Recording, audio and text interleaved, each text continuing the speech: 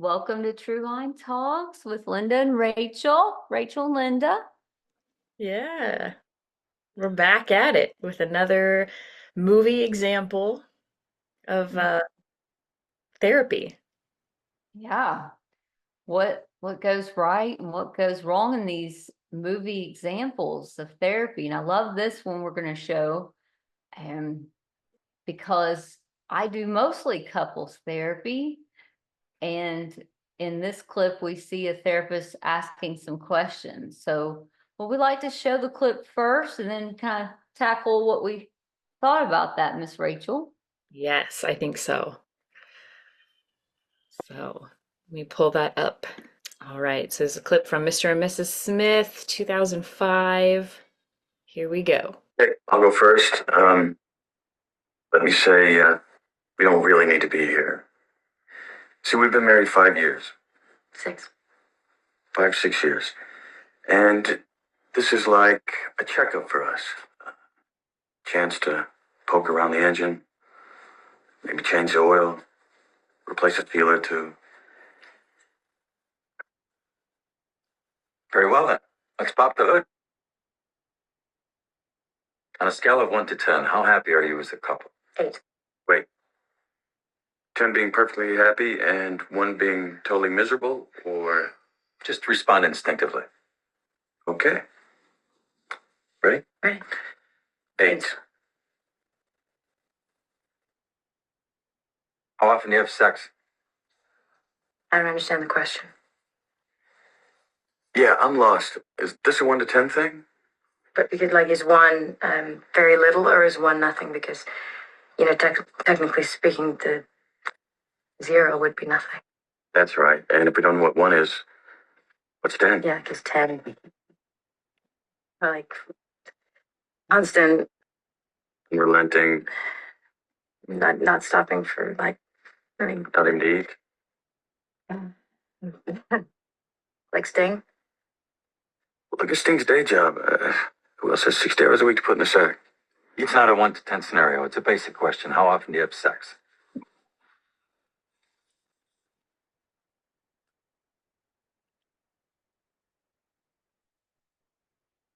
About this week.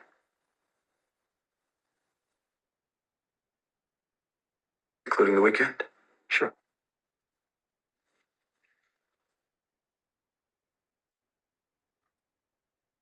Describe how you first met. It was in Colombia. Bogota. 5 years ago. 6. Right, 5 or 6 years ago. So, what is the counselor trying to do in this therapy session? Feels like kind of like an intake, initial session, trying to get some history on the relationship. Right. Yeah. Good old Likert scale on a scale from 1 to 10. Like those. How Yeah. would you rate what was that, Miss Rachel? I use those. I use those all the time. Yeah. Yeah. We do that at the group home on a scale 1 to 10. How are you feeling today? 10 being great, 1 being crap, you Yeah. know?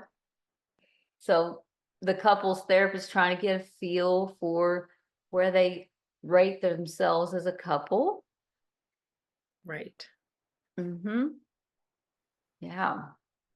So some things that we wouldn't be asking in the first session with a couple is how many times they had sex. This is not, you might ask, I mean, that's going to scare them off, I think.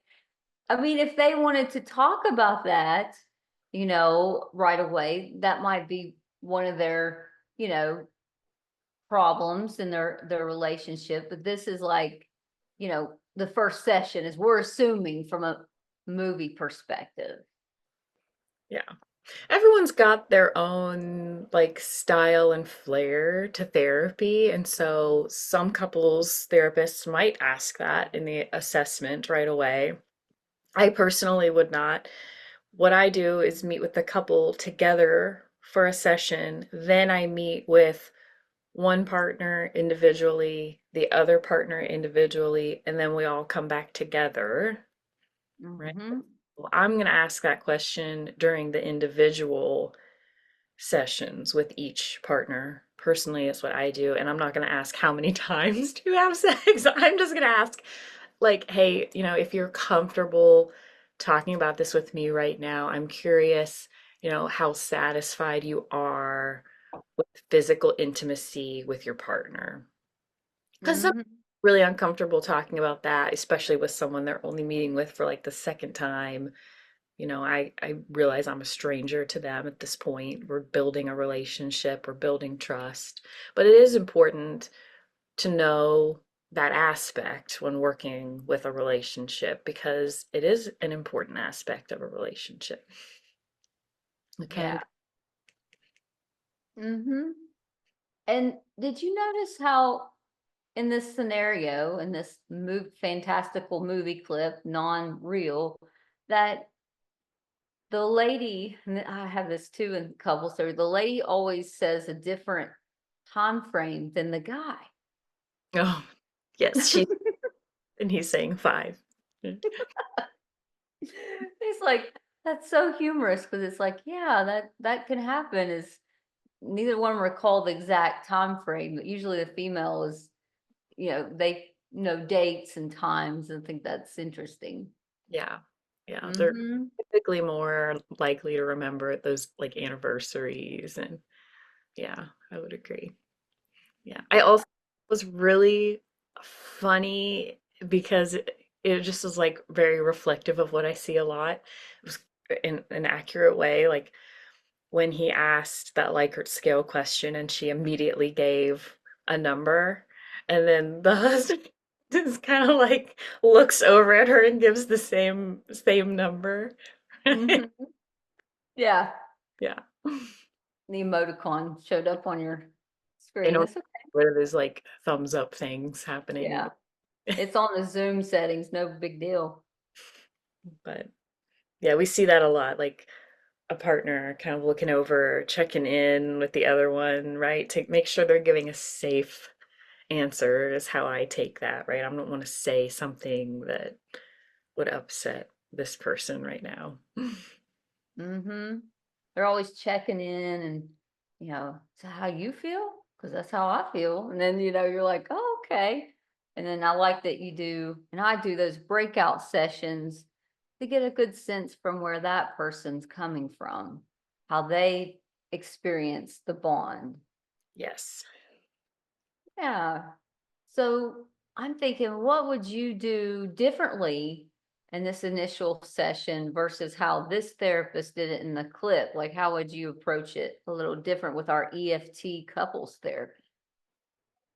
Yeah, I think I would probably start with like, what brings you into couples therapy? Tell me about your relationship and where you feel you're getting stuck or like, hitting some bumps, right? Because he made the car analogy, so I'd probably try to play off of that. Yeah, Hmm. Yeah, that's true. Like, what do you want to tune up exactly. today? Yeah, That's what I would ask Mr. Brad Pitt, which he's Mr. Smith in the right. scenario. What are you needing to tune up? And Yeah, what would you like to see better in your relationship? yeah. Yeah. An idea of like, okay, what's our goal here? Right? Because that's the first kind of thing that we need in order to be successful is like we're all on the same page, we're all working towards the same goal. Yeah. Because, he may say he wants more sex, and she may say, well, I'd like more quality time that doesn't involve sex. I hear that a lot, and that's true. That's true. Mhm. And it can be reverse, you know, and trying to understand what brings you here today. And I like when he asked, where did you meet? I do love to bring that into the room. Well, when did you first see your lady or your guy? And how did your partner, how did that feel when you saw them? Yeah, Yeah. I like asking that too and kind of bringing up that kind of initial like feelings of infatuation and love, yeah, those like, I don't know, golden years kind of Mm, moments. yeah. And Rachel, I'll notice like the client, like they light up when I ask the question, well, where did you meet? Mhm. Oh yeah. I met her at this, on this hike, and she was with some friends and I was with friends, and I thought, wow, she's so strong. Or just the way they talk about it, and then you notice the facial expressions just sort of change and light up, Mhm. and that bringing forth that core memory of their bond. Wow, that's a great way to start out a first session. Yeah. Yeah, Mm, it's really can be really powerful when you can kind of like get that spark alive in the room that they maybe haven't thought about in a long time or felt. And then you can kind of go into, what drew you to this person? Like, what have you admired most about them, respected most about them? mhm. And then they start talking about some what's good about the bond, and that's a great first session, is to bring that forth, like what you're saying there, Rachel. So that's really good. Yeah, we're And talking about the strengths, right? oh Can like then kind of lean on moving forward when we talk about the stuff that, the weak points or what needs work. yeah, Yeah. because typically when couples come to us, they're really desperate to find help and repair and learning how to dance together again. They're feeling, you know we're not ready to throw in the towel here. We're just trying to figure out what went wrong, and like he's saying, the tune up, like want to tune it up a little bit. Yeah, that's a great starting point with the first session. Yeah. But I mean, there's a lot of fear. It's anxiety provoking to go in and be so vulnerable about your relationship with someone, you know, Hmm. especially if you're in a situation where you're not ready to throw in the towel, but it's something that has probably come across your mind or maybe been talked about. Like, if things don't get better, then what might happen? Like, I can't live this way forever. Can't continue being in a relationship that isn't satisfying or has constant conflict or feels chaotic. Like, that's a really tough place to be. Hmm. Yeah, that it would be, and in this movie scenario, I don't really see what their problem is here. Of course, Yeah. they seem to be really smitten with each other.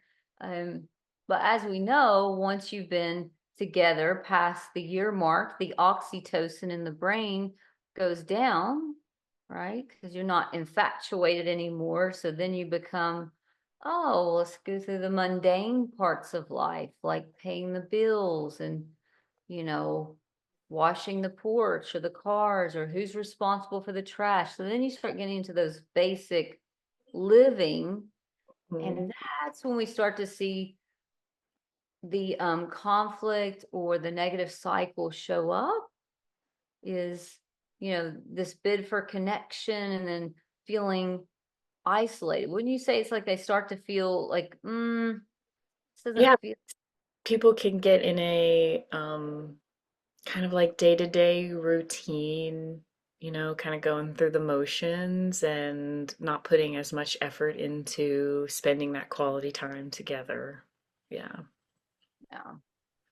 And it's a, you're constantly trying to work out, who's responsible for this and who's responsible for that. And, when, you leave the toothpaste out on the table, or on the sink, it just makes me so frustrated.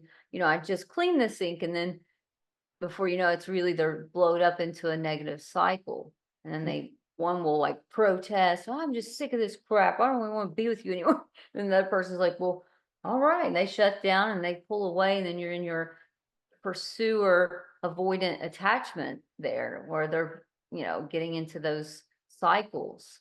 And we want to help them be able to reach each other again. So we're starting out with, hey, what do you think is getting in? What's the block to you all being close there? Is it really the chores? What's really happening? It's kind of what we want to Yeah, find out with people. exactly. And so we're going to start tracking that in our first session, like right away. Yeah.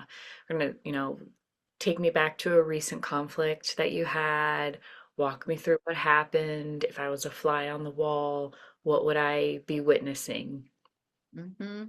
Right? Like, how did it start? Oh, asked about this. Okay, what response did you get? What did you see? Like, yeah. Mm-hmm.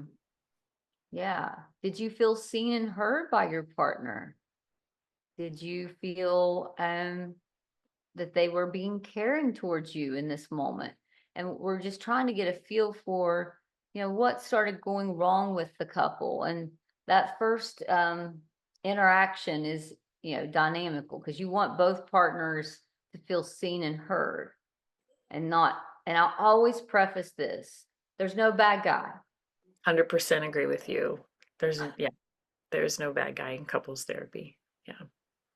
The negative interactional cycle, the loop you get into, that is the bad guy. Hmm. Yes. We want to ally together for your bond.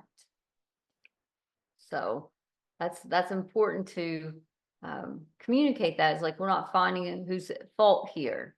And you and I might have done a podcast on not finding the bad guy. I don't remember now. I know we're at what's 97 or something like that, so it's hard to remember all of the all the episodes, huh? Yeah, we're doing really good with our episodes. And yeah. So, what would we recommend to folks listening to our podcast if they're contemplating couples therapy? What would we like them to know? If you are considering couples therapy and your partner is on board, I say go sooner rather than later. The sooner you start, I just think is going to be better because you're not starting when you're like in the midst of a crisis and like you have one foot out the door and you're ready to give up. Like that is so difficult. Yeah. Like it's not impossible. And I have seen some good, come out of those types of situations. People are able to turn it around if they really put in the work and they really like still want it. But it's just harder. It's so much harder because there's so much like just layers and layers of hurt there Mm-hmm. and just like doubt. Doubt I think it is like so common, so Mm. normal in that situation when you've been feeling so hurt for so long. But it's hard to turn that around. Yeah. And just those resentments. Yeah. Um, like, you could have offended your partner years ago by not giving them a kiss when you got home and saying a warm welcome. Like, why didn't you greet me? Why didn't you notice me? And you never mentioned it. And so then that builds up resentment over time that the two of you need to kind of bring forth. Oh, you were offended by that 5 years ago? Yeah. Mm-hmm. Yeah, because maybe they were struggling with something, like an elderly parent not doing well, and like, that kiss and greeting coming in the door would have really helped them feel supported, and they didn't feel supported in a time when they really, really needed it, right? But you never put all of that together because it was never communicated with you because they didn't have the knowledge or the words to know how to communicate it in that way. Yeah. That's what couples therapy can help do. Mm-hmm. That's so true. Very true. So looking at your partner and saying, my unmet need was for you to hold me and let me know you're there for me. Yeah. Mm-hmm. What would your advice be for people who have tried couples therapy in the past and it did not work for them? Did you go to an EFT therapist? That's the first thing. Like, who what type of techniques were they using? Um, and then if you haven't seen an EFT therapist, that's what we do here at Truvine. And, some of our other colleagues out here in the field, they do EFT. And even though couples therapy didn't work for you there, this approach may work because it's a 98% success rate if there's no addiction, no violence, and there's transparency in the relationship. Those three conditions have to be met, right? In Right. order for couples therapy to be effective. Yeah. And what Linda means by transparency is you're being honest with yourself and your partner and the therapist that you're working with. Like you're not having an affair on the side and keeping it a secret while you're in couples therapy, because that's not going to be helpful. We're not going to see progress. And how come not being honest about stepping out in couples therapy, how might that affect the relationship? By lying. Yeah, I mean, any kind of lie, even if it's not an affair. I mean, if you're lying about something that impacts your partner in any way, it's going to be hard for them to trust you. And trust is one of those like foundational building blocks of any successful relationship. Yeah. And we're talking about in a monogamous relationship. We're not talking about open relationships right now. We're talking about monogamous. So some folks choose open, and that's a different type of therapy that we would use for that. But in this case, being monogamous, or if you were in an open relationship, you would have to be really transparent about your sexual partners and, Yeah, there's like safety. and groundwork around, what is okay in those relationships, right? Because there's still going to be a definition of an affair. It's just going to look different from a monogamous relationship affair. So Mm-hmm. rules, that need to be established and communicated very clearly, very black and white in those. Yeah. That's so true, Rachel, because I've been reading polysecure relationships because some folks are opting in that. And even in those polysecure relationships, whether you're dating or married, all parties are aware and transparent about their partner's whereabouts, who they're with, the safety, all the precautions that they're taking. So even if you can't lie, you just don't lie. Don't lie. Right. Yeah. Like, I mean, like let's set an example. So let's say you're in a poly relationship and you have a rule that you never have a intimate relationship with a coworker. And you go off and you do that. You have an intimate relationship with a coworker and your partner finds out. Mm-hmm.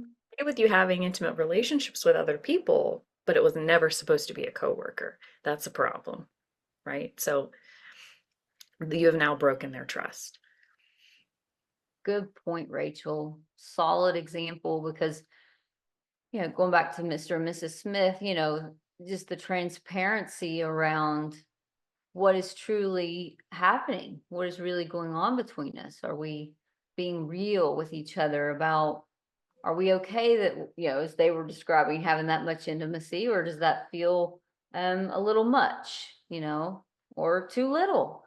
Just being honest. And people shy away from that dialogue. They're like, well, I don't know if I can be honest about my desires. And I think being truly transparent about what you like and don't like in intimacy is important. So, yeah. Yeah. So it's, Some like shame and embarrassment there. We've talked about yeah.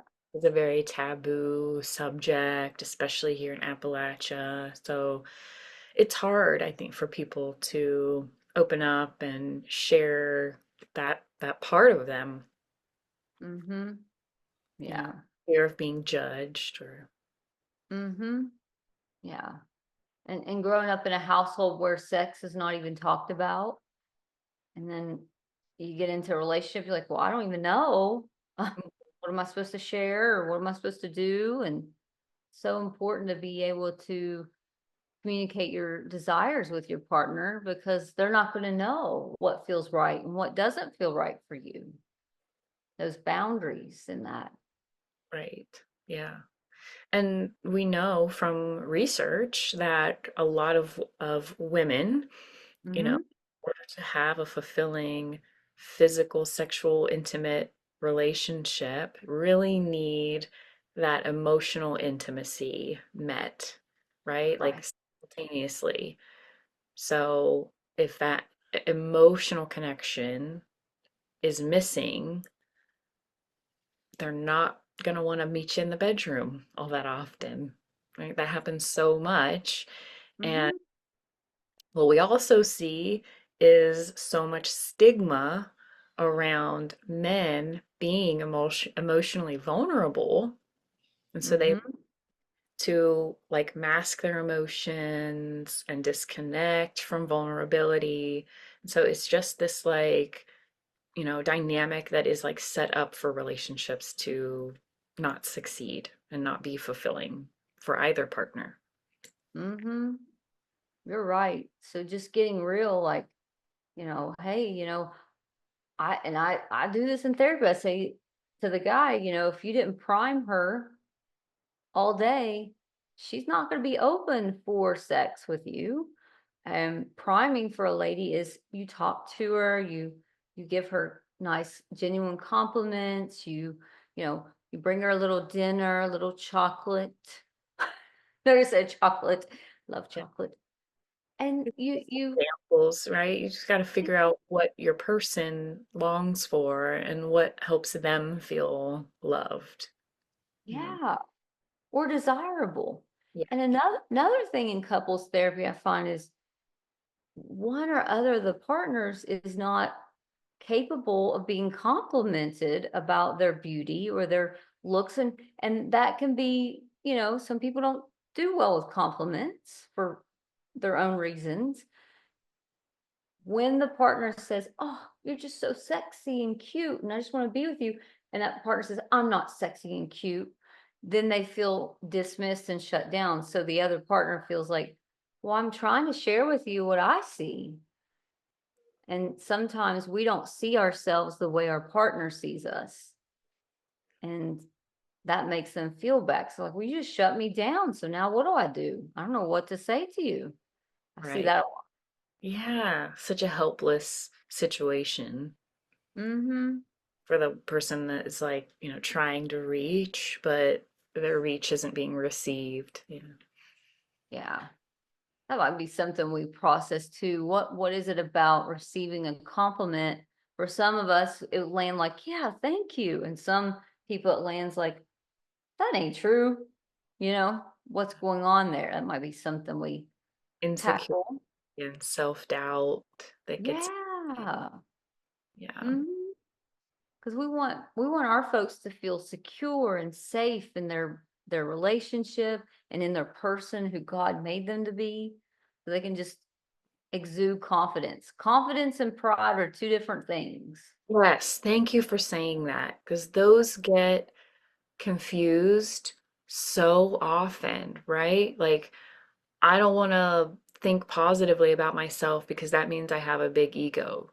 No, yeah, the big ego and pride is different from being confident. Hmm.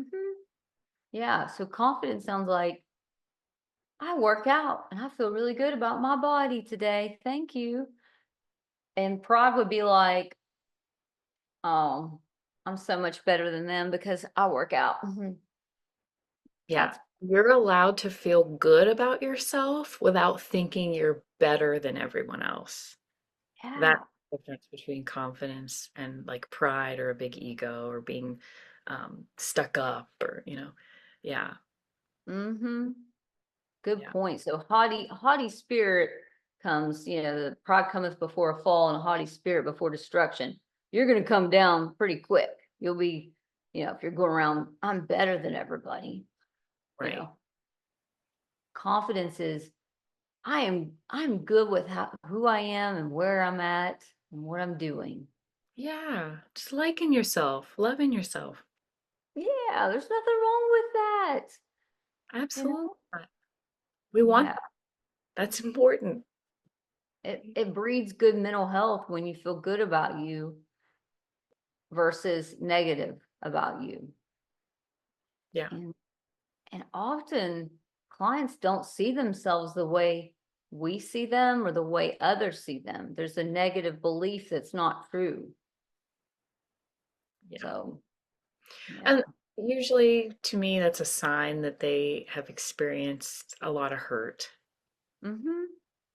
You're Yeah. right. Because when we're hurt and we don't have an explanation for why that person would treat us so badly, Mhm. blame ourselves. It must be something about me Good point. that this person would be so rude. Mhm. Oh, I'm rejecting. Mhm. Yeah, so then they internalize it as a failure on their part when the other person is being rude to them because of their own crap, their Yeah, own yeah, projection of how they feel. yeah. So I've actually Mhm. telling people, like, you know, a lot of people out there in the world are not emotionally mature. They're not emotionally intelligent. They have commitment issues. They have trust issues, right? Mhm. Them behave in some negative ways in relationships, and that has nothing to do with you. Yeah. It's a separate issue.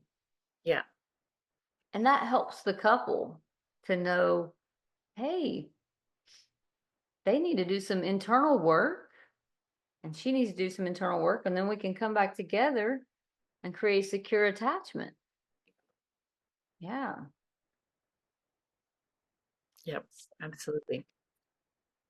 Yeah. Do you have any more on that, Rachel? Or you think we kind of covered our little clip here with what couples looks like in therapy? I don't have anything else. Yeah, but I might just be exhausted. I might Yes. just be done functioning for the morning. I don't know. It's Saturday morning. Yeah. Yeah. Well, I appreciate you, Rachel, and we love that our listeners are enjoying our newest podcast and that you've been faithful listeners. We Well, appreciate. Thank you. so much. Mhm. We love putting out content. We hope it's helpful. And if there's anything specific that you'd like for us to talk about, we can't guarantee. I mean, we're not experts on every subject, but we'd love to hear what you're interested in learning about. Yeah, just they can how might they communicate that to us? I'm not thinking about that. Yeah, good point. How would you be comfortable with them sending a like a message on Facebook or a comment on the post for the podcast? Awesome. Yeah, I like that. Cool. So Till next time. till next time. Bye. Bye.